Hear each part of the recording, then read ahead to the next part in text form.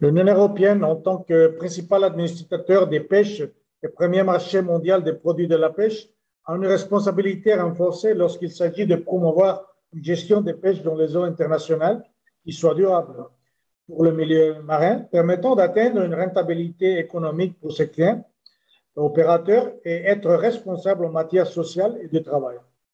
La flotte longue courrière européenne, même si elle compte seulement de 250 unités, a un poids spécifique remarquable puisqu'elle représente environ 15% des captures de toutes les flottes de l'Union européenne, mesurées en volume et valeur.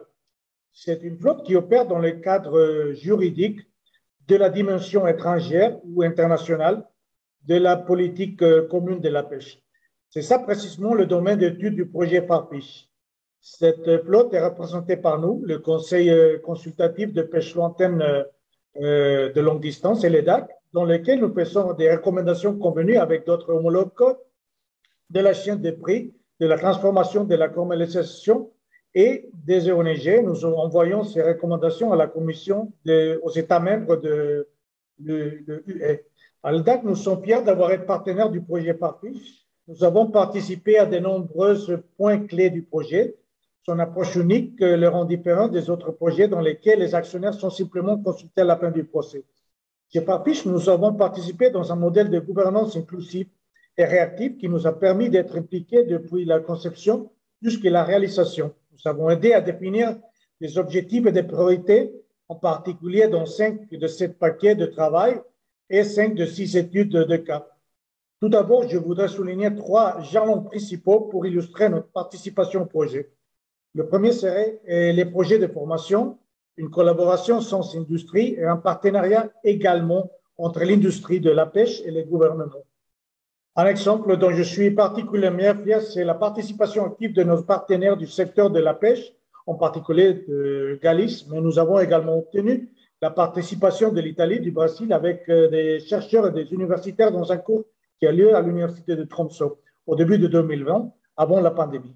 Sur la gestion et l'innovation marine, j'ai eu le privilège de participer comme professeur et nous avons expliqué les aspects de législation internationale sur la pêche, le contrôle de la conformité, la pêche illégale et la gestion des zones marines protégées. Ce cours s'est déroulé de manière hybride, présentielle et virtuelle. Vous pouvez voir les modules et les présentations dans le site de l'Université de Tromsø. Dans le cas des partenariats spécifiques sur les centres de pêche de l'espadon et du requin bleu au Cap-Vert et de thon tropicaux aux Seychelles, des problèmes ont été détectés sur le flux d'échange des données d'information, la transmission de données de pêche entre les opérateurs et les autorités portières côtières et des ORJP impliqués. Et dans ce cas, c'était l'ICAT pour le Cap-Vert et le CTOI pour les Seychelles. Des organisations des navires régionales ont été approchées, par exemple nos partenaires à Ottawa nous ont beaucoup aidés et au PAGAP aussi en Seychelles. Nous leur avons demandé comment ils envoyaient les données collectées dans chaque voyage. Nous avons vérifié que non seulement toutes ces données étaient déjà collectées, logiquement pour respecter la législation, mais ils sont allés plus loin, ont même fait campagne avec des observateurs volontaires pour collecter des données supplémentaires, pas toujours analysées. Lâchement de requins, bycatch de tortues et de cétacés dans le cas d'Ottawa. De manière générale, on a constaté que le problème se situe généralement dans les flux de communication entre les autorités et les opérateurs. Nous avons travaillé donc sur une homologation des protocoles de rapport de données. Nous avons également réalisé un schéma où nous expliquons les goulots d'étranglement et comment les traiter. En notre action de collaboration entre l'industrie et la science, ce fut une initiative d'autochantillage dans les équipages de navires et aussi des membres de Promar et Soperca en Mauritanie et au Sénégal pour collaborer avec les scientifiques et identifier des espèces de merlus noirs, Merluccius poli et Merluccius senegalensis. Ces protocoles ont été préparés par CCMAR, un autre partenaire du projet, avec l'aide de CEPMAR, et des échantillons ont été analysés à l'Université d'Oviedo. Ces résultats très intéressants ont été obtenus, démontrant que cette initiative peut être utile pour améliorer la connaissance des espèces de merlus et distinguer le chevauchement par sonde de pêche et bathymétrie. La deuxième étape principale que je voudrais souligner ici est l'organisation d'un forum de dialogue sur l'Atlantique du Sud-Ouest à la PAO 41. Tout au long du projet, nous avons réalisé des progrès significatifs en connaissances scientifiques et c'est ce qui fonctionne et c'est ce qui ne fonctionne pas au niveau de la gestion et du contrôle en termes de pêche, notamment pour le merlu.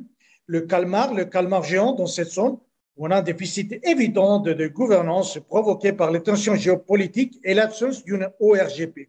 À la LDAC, nous avons atteint le compromis de certains opérateurs espagnols, brésiliens et argentins lors d'une réunion informelle en 2019.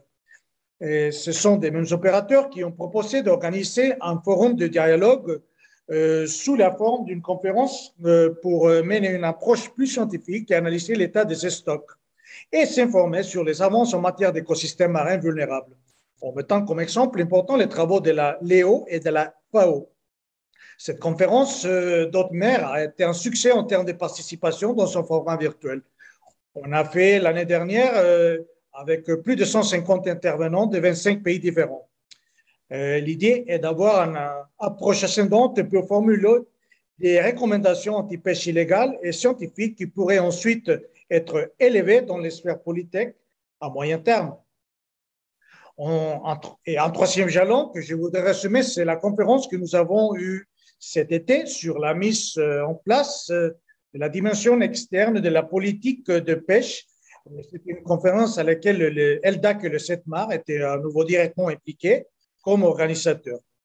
L'idée était d'analyser les défis actuels et les opportunités futures que cette dimension externe peut offrir au niveau de la politique sectorielle. De même, il y a eu une grande participation du secteur de la pêche, des ONG, des politiciens, des scientifiques, des universitaires, des pays de l'Union européenne et en particulier des États côtiers africains. L'objectif de cette conférence était donc d'analyser le degré d'application de ces politiques qui sont intégrées dans cette dimension externe. Et les accords de pêche, les organisations régionales de pêche, la gestion de la haute mer, ainsi que d'essayer d'explorer des idées afin de renforcer une gestion durable et la gouvernance internationale. De même, nous ne pouvons pas oublier le lien avec les politiques sectorielles comme le commerce, le développement de la coopération, les droits humains, la sécurité alimentaire ou la santé. Et tout cela, c'est très important et doit être abordé avec une perspective coordonnée. Le forum a été dynamique. Nous avons eu des tables rondes, des panels, des présentations visuelles. On a fait des questionnaires interactifs. À cause de tout cela, nous avons pu collecter beaucoup d'informations qui est ensuite devenu partie d'un document intitulé Policy Briefing. Il a été préparé avec grand soin et est disponible sous la forme de livret illustré sur le website de Farfish. Enfin, pour conclure, je voudrais terminer avec une réflexion ouverte sur le thème Level Playing Field. C'est ce qu'on a pris du cœur de notre expérience à Farfish. Nous avons vérifié qu'il existe un engagement ferme de la part de la flotte long courrier européenne pour augmenter la transparence et continuer à suivre les réglementations de plus en plus complexes.